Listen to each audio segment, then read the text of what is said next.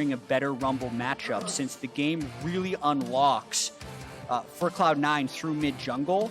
It's a large way that they won last year with Zven, Skirmishes, and Nisqy. There's no reason that needs to change with Blaber Nisqy. So making sure that mid-jungle 2v2 can be good is beneficial, and that's why we're seeing those mid-lane bans. But interestingly, FlyQuest bans LeBlanc as well, so they're still not sure where that Rumble's going. LeBlanc banned out, one more to go. Cloud9, what's it going to be? Are we going to continue to focus around that Rumble matchup, trying to narrow down that pool that they could pick from, keep Rumble in a spot where he's able to be that mid-game team-fighting powerhouse that we know him as? Final ban of this game is going to be Orianna. Yeah, so that does signal to me that it is likely going to be the mid lane jungle. They're picking fourth the Jarvan because neither team had picked junglers. Additionally interesting there, where they're flexing the Rumble top now because the Qiyana was left open and two of the stronger ranged matchups are already gone. So I love watching Reaper drafts, partially because it makes me say things that in retrospect are like, what's he doing? Just because he switcheroos so much. Like, those bans could have been different things, but here, having the Qiyana mid, I think, is pretty smart. And the response from FlyQuest may be, oh, it's Diana! So we'll get to see that go up against the assassin in the Qiyana. Diana, very potent against opponents that have to get up in her face. The shield, very powerful at dueling. Yeah, we saw this matchup a couple of times already, actually. I'm not sure if it was in LEC or in LCS, but it is one of the better melee matchups into Qiyana. Extremely volatile, and I like how both teams have mixed damage profiles between jungle mid, so it's not like you can do an easy Mercury Treads or Ninja Tabi buy to avoid it. So it's going to be a very explosive mid-jungle matchup. And one thing to remember about Diana, for those of you who might not have been fully up to date on the changes, the champion was recently reworked to swap the old R with the old E. Yep. So she does not have any gank assist potential pre-level 6. The ultimate still has the vacuum on it. It pulls you in, it slows you, it does a ton of AoE damage. However, since the dash is now on E, CC's not quite there. The exchange of flowers on their way off the stage from the coaches. Very nice to see. And this, as we said at the very beginning, FlyQuest has the opportunity to be the first team to beat these guys. Yeah. Cloud9 is the only team in the LCS that has managed to escape the first 2 weeks of play without a single loss. And statistically, after watching Dignitas lose to TSM, if FlyQuest wins this game, they're actually in first. Because they both be 4-1, but they don't have a head-to-head tiebreaker against Cloud9. And for FlyQuest fans, that is exciting, man. Yeah. This is FlyQuest. This is the team that a lot of people rank at the middle of the pack, and they are challenging for the top. That guy says he's here to watch FlyQuest plant some trees. Let's see how it goes down here as we're getting on to Summoner's Rift for the 4th game of the day. Really excited for this matchup because of FlyQuest's surprising start, and also even a little bit of surprise of how dominant C9 has been. Like, you expect them to be good. Don't know if we expect them to be this good this early. And as the crowd starts the chants and as the champions make their way out onto the Rift, Aphelios is standing by with a sideline report with both of the coaches. Take it away. Thanks, guys. Yes, I am here with both Curry and Reaper of FlyQuest and Cloud9, and this is so wholesome. I caught them backstage, and they both actually exchanged gifts as a sign of what? This partnership between you two, all to plant the tree. So, Curry, any words that you want to say to Reaper before we go into this game? Let's just make sure we plant a lot of trees today. Planting the trees. Reaper, for you. Yeah, same. Same. All right, short and sweet here. Let's hope that we plant that forest. Back to you guys. Oh, they're looking for a bloody game too. Yeah, they're looking for a bloody game too. No, like, oh yeah, we're really looking for, Tahm Kench to avoid the Qiyana dives. Nope, just plant some trees. Good sign already. First Drake will be Mountain, which means it cannot be the Soul. So we now have a 2 out of 3 chance of getting one of the Drake Souls that will ensure maximum planet saving. It's true. That's what I'm talking There we go. about. That's a Good good stuff. sign. The game itself has heard our prayers and come to answer. Let's see how these lanes break out.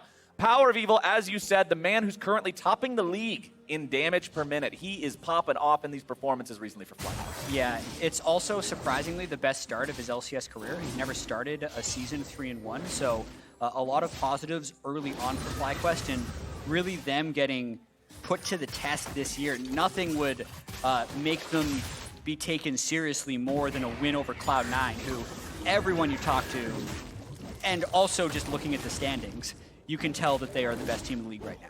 And I like exactly how Zven worded it, because even when people are hyping him up saying, dude, you're playing awesome right now, like this is the return of the OG Niels, but he's saying, no, I'm playing better than I have been, but I'm playing like that on the best team. Yeah, gotta point out right now, though, something that's happening. The jungle's getting split, but I'm really curious to know if Blaber notices it, because he's doing a 3-camp clear. If he knew that it was an invade, he would have done 2 camps and wiggle his way straight into blue buff. He did not. So there's a good chance, because he's Gragas, he's doing a 3-camp recall to buy Predator boots, but is going to end up getting 3-buffed. And Licorice walks down now just to check that exact situation, see what's going on. Okay, the blue is gone. He's saying we got a problem here. But Santorin has already made his way back to his own jungle. Blaber walking towards bottom side, but as you said, no Predator boots available here. You have to wait for that first back to be able to buy him. You don't have a keystone effectively until that point, and that means Santorin is able to go over to his own blue, 3-buff complete. It's good start from Santorin. Maybe not as great as we would think, though, because of what Licorice did. I really love how much information Licorice just gave Blaber with which to make decisions. So yes, his blue buff is gone, but Licorice let him know that his whole camp and whole quadrant wasn't cleared. Wolves were still up, Gromp was still up, he can still take Scuttle, so he'll hit level 4 after doing this Scuttle and Gromp just fine, and not actually be that far behind on the play. And the 2-for-1 that Licorice actually accomplished there is in case Santorin was going for a cheesy gank, since he just shoved the wave into the turret, he wasn't going to die in a 2v1. At worst, it would have been a 1-for-1, so really good play from Licorice there. Speaking of a gank, Santorin may be looking to set something up here in the bottom side. Cloud9 does not want to step up too far. Santorin goes in, looks to find the knockup, not going to grab a lot. Vulcan and Zven doing a good job playing correctly against this move from FlyQuest, and they honestly walk away barely worse for wear. Yeah, that was excellent by Vulcan to actually cue the Jarvan EQ. It prevented the knockup onto either of them, and now Blaber's going for it. Oh, Viper underneath the turret. Gonna have to try to outplay here. Woo! Licorice taken down below 100 HP, but it's still gonna be a 3v1. TP coming in, warding Cloud9 away, trying to say, don't you dare dive this man. PowerOfEvil showing up to keep his teammates safe, and Cloud9 walks away.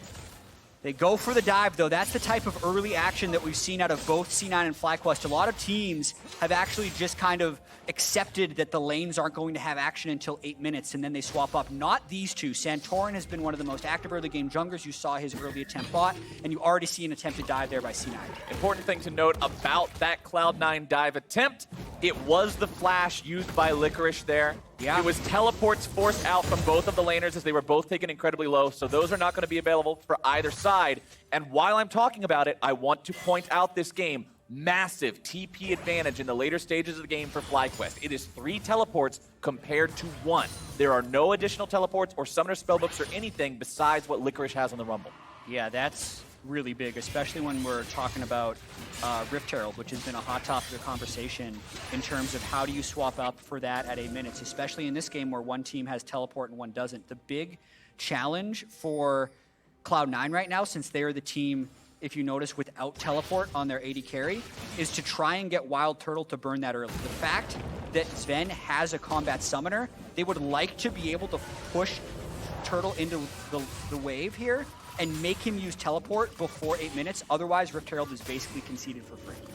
Keep your eyes on that as we go through the next 2 minutes of the game, working towards that 8-minute mark. 5.5 minutes in, first Drake has spawned. You can see nobody heading towards him yet, but there is control ward vision down in the pit from Blaber. Sometimes teams like to go for these nice and early, but doesn't seem to be the play here from either side in this matchup. Santorin on the bottom side of his jungle, still prowling around over there.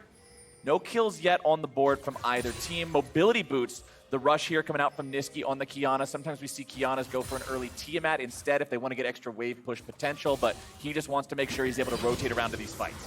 Yeah, he may not have TP, but he's got really fast feet with that mobility boots. But it's gonna be tricky. Like, unless Blaber gives him river control, he can't leave that lane because PowerOfEvil will out-trade him. Here comes Blaber, though. Cloud9, control over the river, control over the scuttle. That one's secured, makes it so FlyQuest doesn't have any opportunity to really try to sneak any sort of a Drake should they get the chance, but when the mid lane is not in their favor, when the bottom lane is shoved up underneath the turret, kind of hard to go for one of those kinds of plays anyway. See if IgNar and Santorin make anything happen here. Viper in trouble, though. Licorice finding a very good trade. 100% HP left on the Rumble. Viper down to about a third. Really interesting moment in the game right here.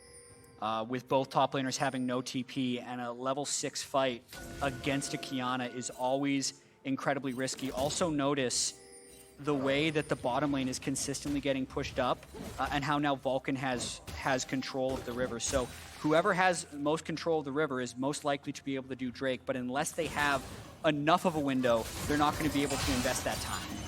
Zven and Vulcan will continue keeping control of this bottom side. Shove those waves up. Make Turtle and IgNar farm underneath the turret. Put the pressure on nice and early. You can see a very slight CS advantage for Zven, but that's going to be evened up as Turtle farms up these last couple of minions. Jungler's not quite level 6. Remember, both these guys really explode in their gank potential once they've got the ulti. I just saw the C9 ping, so look at this. WildTurtle did use teleport to go back to lane, and the wave in bot is actually pushed up right now. So after this wave hits, we're going to see these people recall, and we're going to see them run straight out towards that Rift Herald. That's what I think the play is here. Watch the Cloud9 members. Is Jatt correct? Does he have the inside knowledge?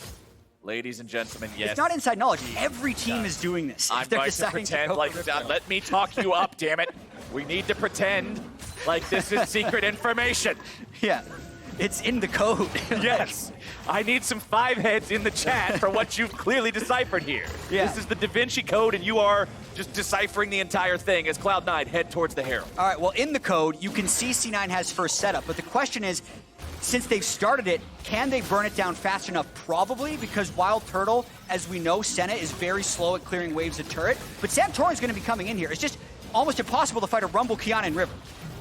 Turtle does have the Dawning Shadow ready to fire. We know Senna ulti can have a pretty big impact in fights like these. Santorin's over the wall, but he goes over with the Blast Cone, so the EQ gets him right back to safety. It is Cloud9 picking up the Rift Herald, no contest. Yeah, and you could see FlyQuest was actually matching it anyway rather than getting pressure elsewhere, so this could be a disaster for FlyQuest. Oh, nicely done by Blaber there, using the body slam and the flash, followed up immediately by the ult. It puts Viper in a spot where he's not getting out. They want to give it away to Zven, and there you go, one shot in the back, first blood. Perfect execution of post-Rift Herald by C9. Viper had to respect that because it's not just about acquiring the Herald, it's about finding a good way to drop it. You don't want to drop a Rift Herald in a lane alone because it'll give you 2.5 plates. You want to drop it in a lane where you've already killed 2.5 plates so it can secure the first turret. And notice how C9, well, I'll show it after. They're going to recall after this to get pressure, but we're just going to watch this gank one more time.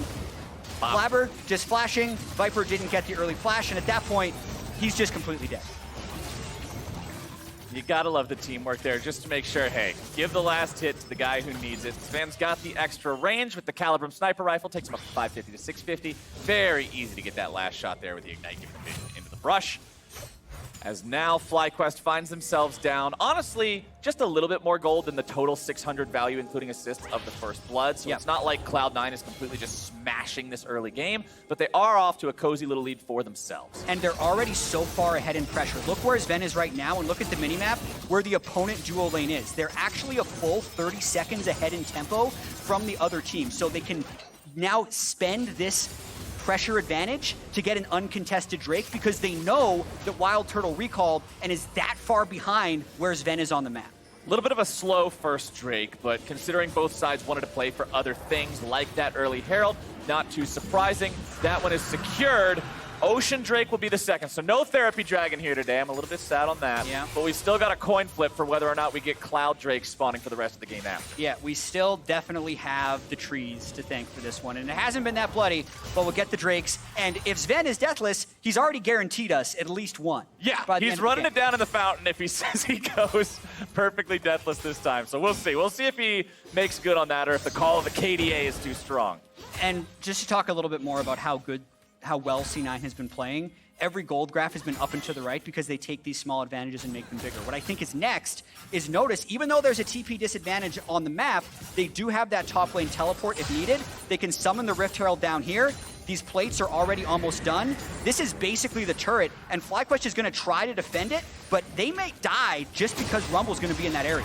Oh, baby, here comes your dive. They're looking to take down WildTurtle. Stasis going to be keeping him alive. Shelly underneath the turret. IgNar takes a bite, keeps his AD carry alive, but the turret itself will quickly fall. A little bit more damage will take that one down. And the play is, as you say, Cloud9. They use the Herald properly, and they're going to grab first turret.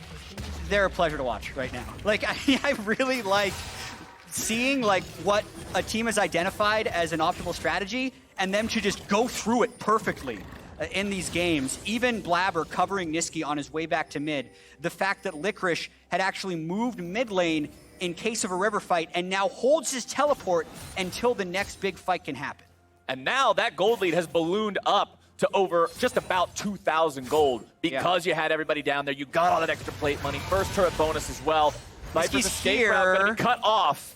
Licorice dropping the equalizer in a way that makes Viper not able to immediately run back to the lane and to the safety of the turret. But because they don't have allies close enough, Cloud9 can't make a play off of it. Yeah, Blaber's threatening for sure. Has ultimate if he gets the slow. Yep, Here comes Nisqy, chain CC. Mid-jungle synergy. PoE thought he was safe because he had his Jarvan in the river a second ago. There was no safety there. A supreme display of talent and crowd control makes it very easy to pick off an isolated opponent. When those two just weave those abilities together, lock them down, blow them up. Whew. Okay, I've talked a lot about what C9 has done. All right, let's talk about what FlyQuest has to do to keep themselves from bleeding out this game after we check the recap. Yeah, I'm going to need a minute to think about this one because this was just, he has flash, but he doesn't want to use it, and Nisqy never gives him a moment. Notice how he walked over a control ward, flash EQ to guarantee the route, and then chained with the rest of the CC. It's like there was no time for PoE to react. What FlyQuest needs to do is neutralize the map as much as possible. They have pretty good lane setup right now. They've managed to push the top lane into turret, and the bottom lane is on C9's side. So that should give them a small window of time to get a little bit of control in this river with vision. So, like, just to hope they could get a pick before C9 fights them. Here could be that potential pick. Vulcan flashing over the wall to stay alive. Santorin and IgNar cannot follow up and go for the kill there, so Vulcan with a good use of Summoner Spell to stay safe and get himself out of the FlyQuest clutches. That was really good, though. You got to see how the side waves were pushed, so it gave them time to go into the river and make a play. And with the Senna mid lane, notice how they're contesting the wave. It's punishable if C9 can get a flank, but this is how he kind of needs to play Senna. Oh, Vulcan tried to go for the hook there, wasn't able to get it, got stopped by the minion. Blaber looking to make some kind of a play here, but doesn't want to go too deep. Here comes Santorin coming in from behind. Blaber's down to half HP. The Senna route found its way out of Vulcan, and there comes the Cataclysm. Santorin's going to get 2 stopwatches, but Zven brings in the firepower. IgNar's going to be roasted alive, and the stasis will barely keep him in there. The equalizer's brought down, and that is fried catfish, baby. Cloud9 is going to town in this team fight. WildTurtle, he even has to flash away, but it is too damn little, too damn late. Well, congratulations on C9 for moving to 5-0 in the LCS. It's been fun. There's still lots of games to play, but you can see how daunting it is to play these guys because, like, logically, that was a pretty good place for FlyQuest to be. But not only do you have to have the right macro, you have to be able to out-skirmish them. And the stopwatch usage here is what defined the fight for C9. The double stopwatch as the teleport is channeling and as Zven is weaving his ultimate through, which buys enough time for Licorice to get there, and then layering the equalizer on top of the enemy stopwatch to punish. At this point, the fight's already won, and FlyQuest is trying to salvage. That was their mistake. Beautiful Qiyana ultimate coming in right at the end to secure the 4th kill of the skirmish. FlyQuest unable to cut those losses. They lose so much. They're down 4,500 gold. 15 minutes into this game. Second Drake is alive. FlyQuest could be caught out of position. Vulcan goes in, but because Zven wasn't immediately there for the follow-up, Cloud9 does not want to overcommit. And I really like seeing this tempered aggression from this team. Yeah. Even though they're 4,000 gold ahead, they are not willing to walk into some sort of a play that could be less than optimal. They don't want to risk it. And they don't have Rumble Ultimate, or they did not have Rumble Ultimate during that first initial trade of spells. So now that they do, you can see them moving up to get full control of this second dragon. Cloud9 zoning their opponents away. Vulcan hanging out in the brush. There you go. He's able to find the dredge line onto the first target. Santorin going into the stasis. These stopwatches are just being smashed this game. Nisqy caught out off to the right, and he is blown up. Pretty important pick there coming out from the side of FlyQuest. PowerOfEvil looking to go forward even further. Ocean Drake taken very low, secured by Licorice. Blaber out over the wall. FlyQuest and PowerOfEvil won't be able to find anything else. Damn you, Infernal Dragon. This is not your game. The 1 in 3 chance. Flowers. Even the crowd disapproves. Yeah. Tying charity work to RNG is a dangerous move. It's very risky. It's very risky. That poor Infernal Dragon's going to have a nightmare recovering from the bad PR of this. Yeah. He used to be everybody's favorite, but now the mighty have fallen. Yeah, first he gets nerfed, right? It was like 10% for one of them last year. Now it's 4% AD and AP. Now this. What's next? Just get off social media for a while, Infernal Dragon. You'll be fine. Let's see what Licorice is able to do down here in the bottom side, though, as Cloud9 still command a very comfortable lead here in this game. Just shy of 4,000 gold. 2-0 on the Drake count, 1-0 on turrets, 6-1 on kills. Every metric this game could be measured by C9's ahead. Yeah, and how are they going to close this out? Also coming up, we're going to have Meteos, 100 Thieves Jungler, who coming off a big victory today. Also, help breaking down this game. Got to hear his thoughts on Blaber v Santorin. I mean, Blaber continuing now his all-time best win rate of LCS players. Only getting better this season as they stay undefeated, but really adding a lot to his young career already. And especially in the wake of following up a guy who was voted MVP in the previous split, where they took Team Liquid to 5 games in the grand final of summer in 2019. Cloud9 saying, no, we got faith in Blaber. The kid is ready to become the man, and he is stepping up, playing some good League of Legends here so far in 2020. 2-0-4, and he's the one dropping the Rift Herald there, making sure that turret falls in the mid lane, further extending the Cloud9 gold lead. This team is scary. Good Herald usage will open up more of their ability to roam. It also prevents WildTurtle and IgNar, the Senna Tahm Kench, from pushing up midway because now they have more flanks to respect. And also, fun fact, that's now 8 Heralds in 5 games secured by C9, right? A lot of times, 2 Heralds don't go down in a whole game. C9 has gotten 80% of all possible Heralds so far this year. Yeah, that's pretty extreme. One thing I also want to point out here, I think an important itemization breakpoint that needs to be noticed. Vulcan's Stoneplate on this Nautilus is completed. Stoneplate Rush on tank supports is the new age meta. It lets you just go in there, be a massive target, a huge DPS sponge for your team.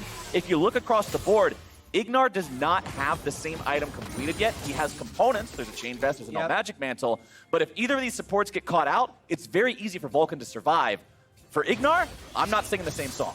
And I think additively, looking at the damage profile of both teams will make Vulcan even tankier by comparison. Senna teams usually need something with high sustained DPS because Stoneplate supports exist. So Aphelios has that to cut through Tahm Kench. Rumble also has that to help burn down tanky targets. So really, again, Vulcan is at optimal power spike right now. He can be a true frontline tank engager. Cloud9 have 1 tier 1 turret left to take down this game. That top lane FlyQuest turret still standing there, about 2/3 HP. See if they want to commit to this. They don't feel particularly compelled to do a crazy play for it, but if it's still standing, you might as well knock it down. Bottom side, you can see the top laners have rotated to the other end of the map. They both have TP, so if a fight breaks out, they could very easily join. Remember, FlyQuest also has the teleport advantage on mid lane and bottom, but considering they're so far behind this game, you kind of want to have everybody there should a fight break out immediately. Otherwise, by the time the TP is complete, you may have already lost. But notice where WildTurtle has to stand right now on the minimap where Senna is. The fact that they've lost that mid turret and they have the Rumble Qiyana as well as all this vision throughout the jungle means that C9 is fairly free to just get shots on that turret over time as they're waiting for this next Infernal to spawn, or they can just get a fight in the jungle. Vulcan going fishing yet again. Throw the man a cask. He's going to need a drink after that one. Flash don't make it over the wall, and back to the fountain he goes. Vulcan grabs the kill. Beautifully done. They can continue chipping away on this top turret. They could force Baron if they're feeling really spicy, or they could take the more conservative play and just get the Infernal Drake in 30 seconds to put them one away from Soul Point. Santorin in the brush.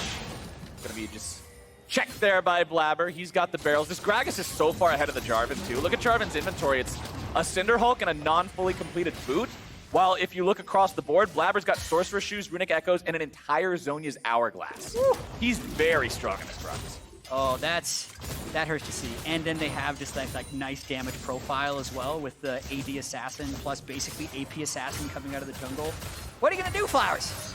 Probably die a lot if you're on FlyQuest trying to frontline against this. You practically have to go in and be the sacrificial lamb, and hope the DPS missteps, but again, on Zven, 2-0 and 4 with the Aphelios, almost full kill participation. The man's been having a great split here so far, and the Infernal Drake will fall to Cloud9. FlyQuest recognize they can't try to challenge this, not at the state of the game right now, and that means soul point for C9, just shy of 27 minutes. That fourth Drake will spawn, and FlyQuest will have to make a decision on whether or not the soul is worth fighting for. Yeah, they generally need to try and make as many plays on sides as possible around PoE. Oh! PoE using the stasis, trying to make an outplay here.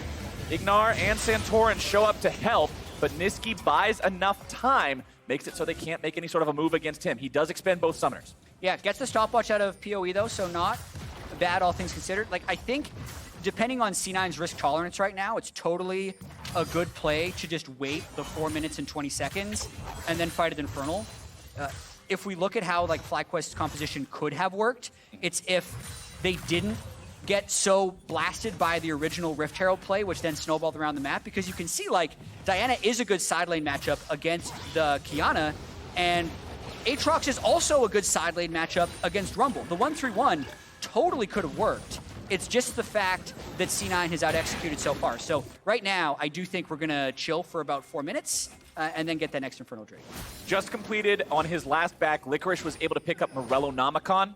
Full item means he's able to reduce the healing of Viper in the ultimate form. Also going to shut down some of that Senna healing throughout the team fight. So any sort of the sustain that you would see from the team fight of FlyQuest is going to be further reduced, meaning life just gets harder for nature's favorite team.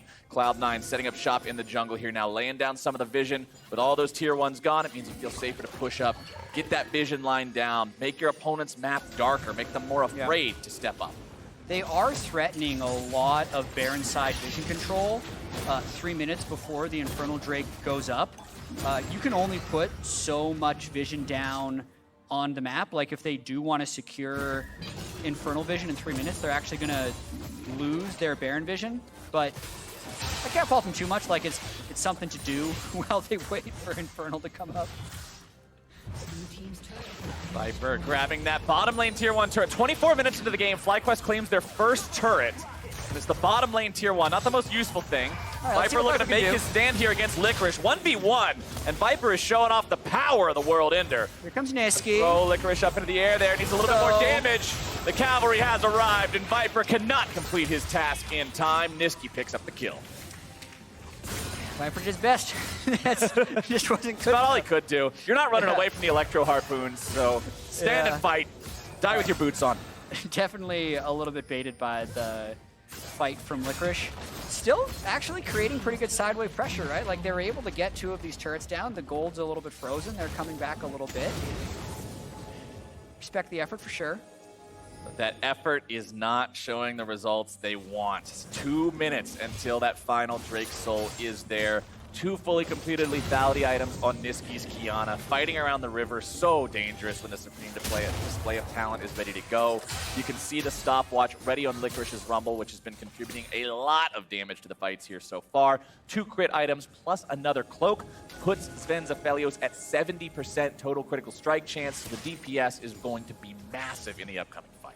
Yeah, Zven is absolutely terrifying if they can get any type of CC layering. No active stopwatches left on FlyQuest actually, so whatever Vulcan presses R on, Licorice can also press R on with Rumble, and that target is just probably dead. The stone plate is complete on IgNar's Tahm Kench. True. So we do have that. There is a defensive item there. This is interesting. They're actually going for the Baron right now, so they could have waited another minute, but they don't want the split push to get too powered up. They want to do something now. Remember, Santorin does have the opportunity to make this a 50-50. Does FlyQuest make their stand? Baron is going to be dropped off. PowerOfEvil, Santorin into the pit. Baron is going to be taken very low. Licorice, the man who secures it. PowerOfEvil going to be melted away. Santorin already down now as well. Licorice grabbing the killing spree. Nisqy on the side looking to cut off the escape route. FlyQuest have already lost 2. It's a 2 for 0. Nisqy's got the supreme display of talent. IgNar going to be burned away next. The projectiles are flying. FlyQuest is dying. That is a clean play coming out from Cloud9. Whew, they get the Baron, they'll get the Infernal in 30 seconds, but Flowers, that looks stealable. I'm just saying. It was at 180 HP for a real long time. That was popping around. I thought for sure C9 would go for some type of fight, but that is one way. You have the fastest average game time in the league. You got to take risks occasionally. I would have liked to see him take it for. Let's watch this one more time. They do have Aphelios sentries set up, and PoE jumps in with Santorin to burst. So I actually love this. C9 likely just wanted to stop damage at 2k, but FlyQuest went to force it down from 2k. In doing so, though, they use all of their Diana engage, which completely exposes them for the ensuing team fight that Nisqy is able to get some lockdown on before Zven runs through for more kills. And Cloud9, now they've got an 11-1 lead, and they've got a fight on their hands. The flank! Tahm Kench goes in behind. Can FlyQuest do anything with this? I don't think so. PowerOfEvil's already out of there. IgNar taken very low. They're going to get one in retaliation. Turtle's burning away. Zven follows up on it. Santorin's just trying to hobble out. That is a 4-for-1. Cloud9 did lose their jungler, but is there any possible way they lose the Drake? No, sir. That is Infernal Soul for C9. I'm just saying, it's pretty incredible that Zven is just adding to that miraculous KDA. It was 51 before this game. It's 64. Math. It's one of those numbers that's higher than it was before. It's got to be approaching. Yes, of course. It has to be approaching an LCS record. It's actually like it is touching what he is doing, but like the history nerd in me says, Zven, you could go for 100. What is what was Chovy's record in the LCK when it was crazy? It was over 100. It was getting close to that. Yeah. It was about 100. So Zven's still got a little bit more work to go towards that. But damn if the man isn't playing some fine League of Legends here in Season 10. FlyQuest have lost a mid lane inhibitor. Yeah, he's just, this is what you want to see at your rate. This is what AD carries aspire to be, man. Yeah, 63 is the current KDH for Zven. I'd love to know what the LCS record is for start of season. That's going to be like a difficult pull. We'll get that eventually. Watching this fight, you see Blaber separate WildTurtle on the bottom right of that screen as FlyQuest was trying to flank. So like the IgNar PoE flank was an okay idea, but it just couldn't be followed up by the rest of the team. And then the equalizer after it all funneled in was just adding insult to injury. It's over. Right down on 3 members, just completely claims the team fight for Cloud9, plants a flag in it. And now, let's see how they're going to end this game. It should be swift, and it should be, just really not that great for FlyQuest. He's got Zanyas as well. Just turns this around, 1v2. You're not trapped in here with, I'm not trapped in here, I messed it up, whatever. They're still gonna be forced away as FlyQuest is on the back foot permanently. Cloud9 pushing that top lane up. Infernal Soul Rumble is one of the goofiest things you can see. PoE actually achieved this in his mid-Rumble game when he had one of the highest DPS games of the year for him. You saw it right there too, just like, it's completely absurd how much damage it can do. I think they end on this push. Let's see if Zven runs it down. One last chance, FlyQuest. It's gonna take some kind of a miracle here. Let's see them make their stand. Cloud9 going for the end of the game. There comes your root! The Moonlight Vigil sends them back into the fountain. Nexus turret number 1, it's gone. Nexus turret number 2, that's the target. Vulcan on the front line, stone plate ready to go. There comes your follow-up engage. In from Blaber, Stasis also coming out to dodge away from the Dawning Shadow. FlyQuest is still all alive. FlyQuest trying to do anything, but there's nothing they can do. Zven and the rest of Cloud9 are taking it all the way to FlyQuest. He can't make it into the fountain. 7-0-7, Cloud9